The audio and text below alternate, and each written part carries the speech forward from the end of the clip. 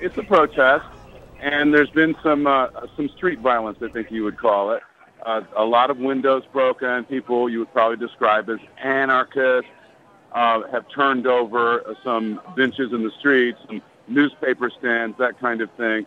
The police are out in force. They're wearing their riot gear, and so far, from what I can see, the police have really sort of maintained their calm given the circumstances.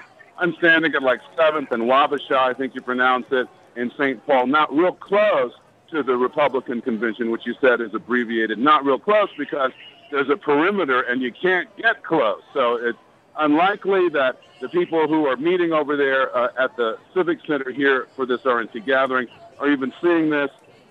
The last thing I would say to you is that it's a very good-sized protest, a handful of people engaged in some street violence. I saw police cars, windows broken out.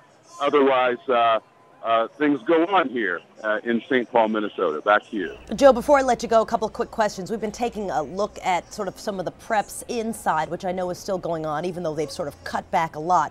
But give me a sense of the street scene. How many people approximately? Is it something that feels under control or spinning out of control? No, it's a large march. I mean, probably the largest march I've seen.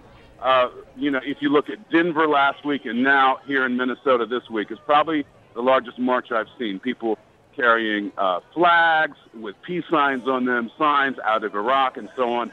I wouldn't venture a guess on the size of the crowd simply because I'm sort of not at a vantage point to judge that.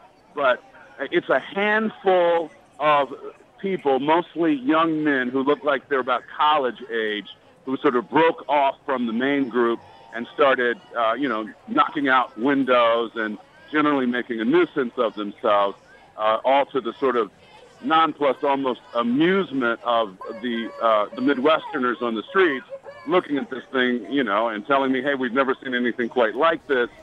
It's a curiosity to them, mostly, at least the folks around here, so it goes on.